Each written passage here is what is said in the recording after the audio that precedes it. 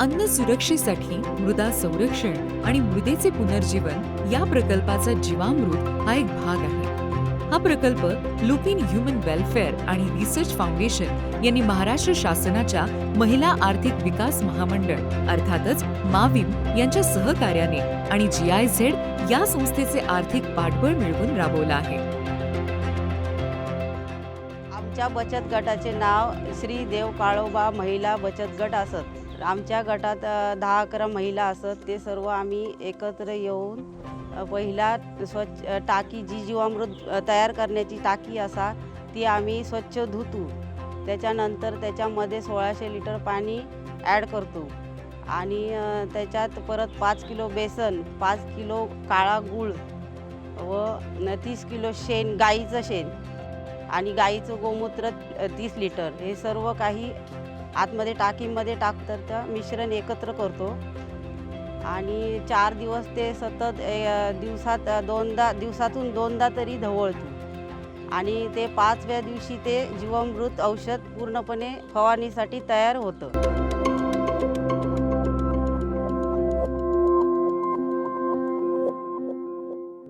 जास्त पाऊस असला तरच झाडे शेती चांगली होता, नाहीतर तशी साधारण अशी असं असता तसा पीक काय चांगला येणार नाही जास्त। हे आमच्या माणसाच्या अंगात रक्त जर ना तर माणूस जगाक शकता काय ना, थोडे दिवस ह्या करताला तसा झाडाक उष्ण ऊर्जेचा वापरली का झाडाला निकाललेलो। लोक हळेची शेती सगळी रासायनिक पद्धतीनेच अजूनपर्यंत करतं।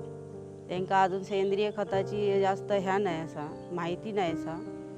मिरची आम्ही लावलेल्या ते यंदाचे रोग आल्या कारणामुळे ते रोप काय वाढलं नाही, एकदम काटी कसे रोप झाला आणि नंतर मग आम्ही खूप फवारणी केली रासायनिक।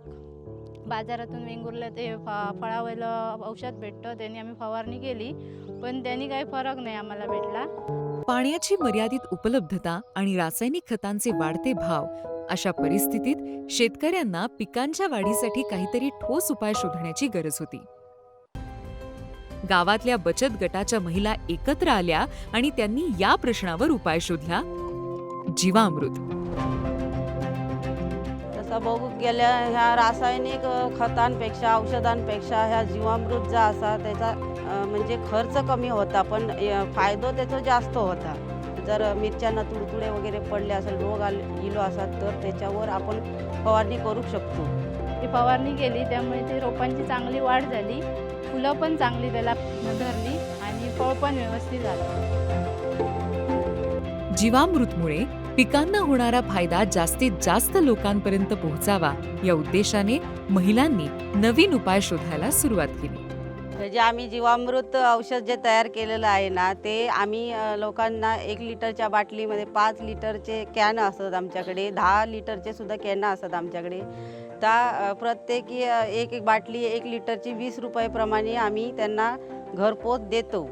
ह्या ज्या जीवामृत आम्ही सगळ्यांका घरपोच करतो त्याच्या मागे एक कारण असा की त्या कोणाक अजूनपर्यंत नवीनच आम्ही प्रोडक्ट ह्या तयार केलेला आहात, त्याच्यामुळे त्या औषध इतक्या कोणाक माहिती नाही असा। त्याच्यामुळे आम्ही घरपोच देण्यासाठी त्यांना ह्या करतो, त्यांना समजाक व्हाया म्हणून ह्या औषध आम्ही म्हणजे आमच्या CMRCमध्ये 250 महिला म्हणजे बचत गटामध्ये आहेत।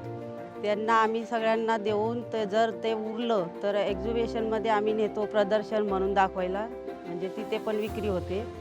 व आणखी आमच्या CMRC 4 आहेत, त्यांना पण आम्ही राहिलेलं त्यांना पोच करतो। ह्या जा जीवामृत आम्ही औषध तयार केला आहात त्या लोकांनी जास्तीत जास्त वापरून म्हणजे आपली शेती सुधारावी आणि जी जी शेती करूची बंद केल्याने रासायनिक खताचा खर्च वाढल्यामुळे वगैरे त्या लोकांनी सुद्धा ही सेंद्रिय शेती करू होई।